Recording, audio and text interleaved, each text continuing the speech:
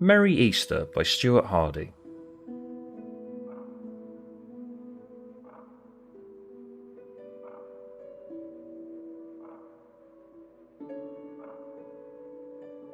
I don't remember my granddad too well. You know what it's like, your earliest memories typically look like they were shot on an old camera that's all grainy and out of focus. My only solid memories of Grandad are just of the Easter weekend that he died, really. I must have been about 6, I think. I didn't really understand what was going on. You don't at that age, do you? That and, Easter. Kids are always overexcited at Easter. Just thinking of that great big pile of Easter presents on Sunday. You wouldn't really take in the fact that you're never going to see your granddad again. So my mum, my dad, my older brother James and I all piled into the car with our things on Good Friday, and we all sang carols as we started on the long drive to the little village up north where Granny and Grandad lived.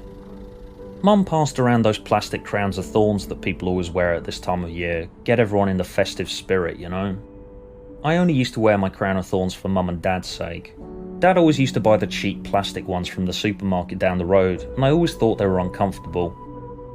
We picked up James's then girlfriend Caitlin on the way. Caitlin's mum and dad had never really made a big deal about Easter, and she got on with our family really well, so they'd agreed to let her come up and stay with Granny and Grandad with us for the holidays. We passed the fields of daffodils and baby bunnies on our way into Todderston. Granny and Grandad lived in a house just outside the village. We passed a few country roads before we got a glimpse of their old farmhouse up at the top of the hill. It was as we were getting close that Dad started talking about how he wasn't sure if Granny was going to be able to cope with living all the way out here on her own. Mum shushed him at that point. "Don't bring the mood down, Clive. Easter's meant to be a happy time." Anyway, so we pulled up in the driveway and the front door opened and Granny stepped out. "Oh wow, how you've grown," said Granny as I ran up to give her a hug. "Merry Easter, everyone. Oh, and James, oh my, you're as tall as your father. Oh, hello, Caitlin, it's so wonderful to see you again." Grandad didn't say anything, but he smiled as we all went inside before he had to go and have a little sit down out of everyone's way. Dad and James went out to decorate the back garden and put up the Easter cross, while Granny fussed over us and Mum and Caitlin helped prepare the Last Supper. We all then had dinner together and it tasted so good. I've never been able to make the Last Supper as good as Mum did. After dinner we all gathered round the TV to watch a film together. There aren't that many child-friendly movies about Easter, nowhere near as many as Christmas. There's usually a repeat of Jesus Christ Superstar on one of the channels, and there's The Passion of the Christ, but I was never allowed to stay up to watch that. This year, ITV was showing an animated children's movie about the crucifixion, featuring talking animals in place of Jesus, the disciples, and the Romans. I remember liking it a lot at the time, but I showed it to my own kids many years later and found it was pretty dire. I don't know how my parents put up with it. At the end of the day, as the sun was setting and Grandad said he was getting weary, the grown-ups all agreed it was probably time to see out Good Friday.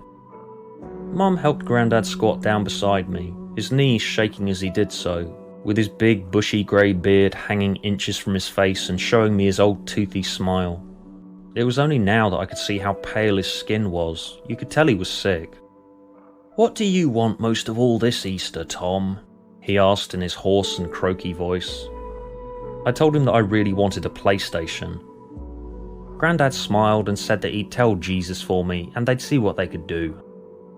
Mum took a picture as Grandad gave me a hug, and then Grandad said to me, "I'll always be with you, Tom. Remember that. I'll always be with you." We all went out into the garden for evening prayers. We lit candles and placed them on the altar beneath the Easter cross, and Mum read from the Book of John. Everyone sang hymns and gazed across at the hundreds and hundreds of multicoloured twinkling Easter lights that Dad and James had strung up across the garden over the course of the afternoon. It was after we'd all finished singing "Always Look on the Bright Side of Life" that Grandad said he was getting tired and that he needed to lie down in the green pastures beneath the cross.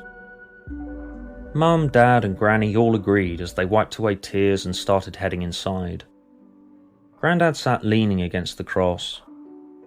I was made to go inside and Dad shut the door behind me.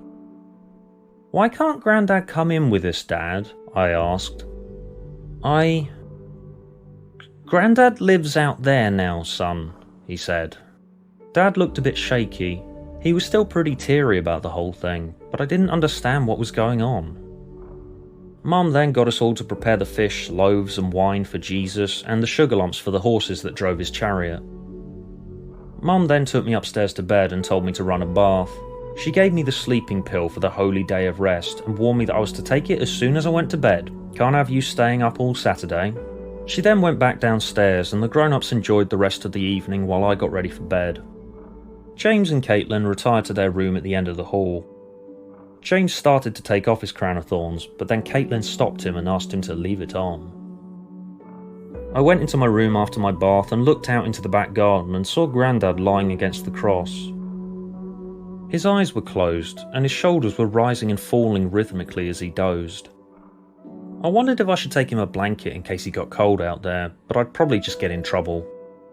I went to bed and I lay there staring up at the ceiling with all sorts of childish things buzzing through my head. I really hoped I would get that PlayStation. You often find once you've grown up that you can barely begin to describe what it's like being a child on Good Friday. Nothing else seems to matter in that moment. Not Jesus, not your granddad living outside now for some reason, nothing. It's a magical state that you'll never be able to truly experience again. I could almost picture Jesus flying over our house and coming down the chimney on Saturday and wandering through the silent house. The family would be spending the whole day in a blissful coma that reflects Jesus' deep sleep of death as he brings us his blessings. I yawned and I eventually managed to drift off.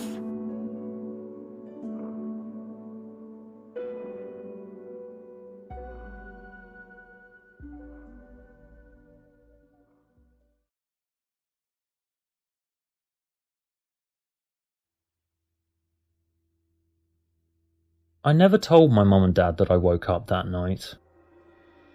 It was my own fault. I'd forgotten to take my sleeping pill. I'd probably end up waking up late on Easter Sunday now. I could hear chanting coming from outside. I couldn't understand Aramaic back then, so it just sounded like gibberish to me. I crept up to the bedroom window and peered out through a gap in the curtains, careful not to draw attention to myself.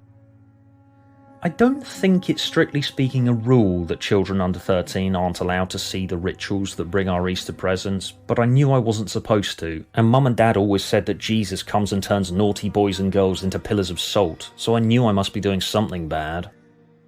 There were now flaming torches lining the path to the crucifix, but the crucifix had been taken down and was lying on the grass. I could see Mum stood there in her robes with her hood down waiting by the cross in the torchlight. She'd clearly been crying, but she held that fragile smile that she always used to use just to keep up appearances. Then I saw two figures with their black hoods up, who I assumed were Dad and James, leading Grandad over to the cross. Grandad was now dressed in nothing but a towel. He looked so thin and pale, and he had these deep red marks all over his back, as if he'd been lashed. He had a different crown of thorns on his head now. This one looked like the expensive kind, not a cheap plastic one from the supermarket. The crown glistened with blood in the torchlight. Grandad lay down on the cross. Dad and James raised their ceremonial spears and chanted in Aramaic again as they began the ceremony. They used the spears to punch holes through Grandad's hands. Strangely, he didn't cry out as the holes began to bleed. I always used to cry whenever I cut my finger, but those cuts were tiny compared to the gaping wounds in Grandad's palms. The expression on his face was one of peace and tranquility. Dad and James then began threading fairy lights through his stigmata and pulling them taut and binding his arms to the cross. Dad and James then pulled at the cables and raised the cross upright once more, and they hooked the cables into pegs that they dug into the lawn earlier. The fairy lights all around the garden and threaded through Grandad's body made the garden light up with all the colours of the rainbow. Mum put down some buckets for Grandad's stigmata to bleed into. And Grandad smiled down at Mum and Dad and James, and they all started to sing. I think they were singing Stairway to Heaven, but I can't quite remember. It was beautiful. one of the most beautiful things I've ever seen. I'm so lucky to have witnessed this. It's only happened once in our family. Human sacrifices bring the best Easter presents. All my friends at school were jealous when I told them. Maybe it's just bad luck that I've never had a sick and elderly relative dying around Easter time in the years since Grandad. Granny was a summer death, and Uncle Ned went around September. It's a shame, really. Maybe I'll end up dying around Easter and you can do me, hey? That'll be fun. Anyway, so I went back to bed and I took my sleeping pill immediately. I tucked myself in tight and started counting sheep. Jesus was coming! Jesus was coming!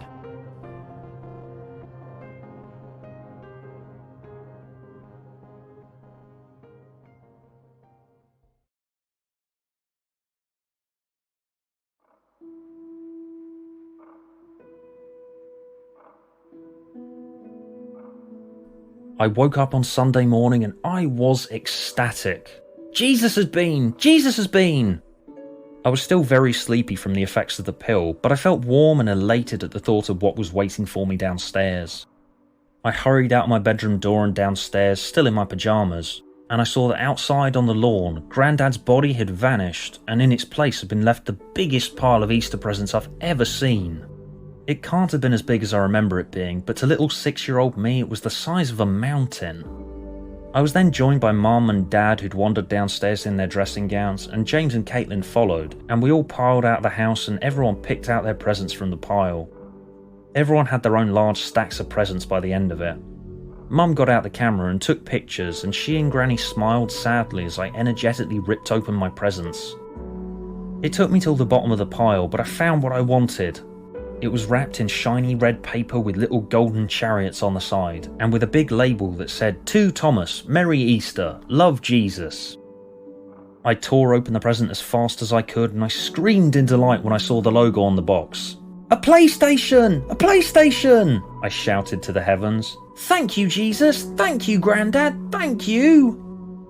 Mum lowered the camera, having captured the moment of elation, and beamed her fragile smile across at me and wiped away a tear. She then cleared her throat. "Now, say your prayers, Tom. Be a good boy."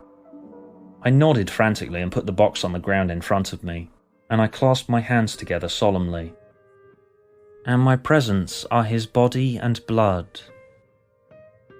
And as our loved ones return to the earth, so shall he return to us one day. Amen."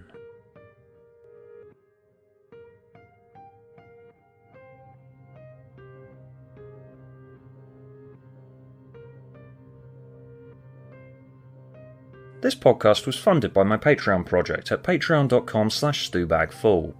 I'd like to thank the following people: A. Maxwell, Anirin Hunt, Chris Lim, Connor Pape, Dave Sanders, Deneb, Gordon Williams, Jennifer Milligan, Joel, Joanna Kirkpatrick, Louise Wade, Matthew Brench, Max Kennedy, Michael Gran, Nesta Middleton, Oxbow Isamsti, Pastel Witch, Richard Adams, Robert Conley, Ryan Scott, Ruyane Scoot, and So Incredibly Tired.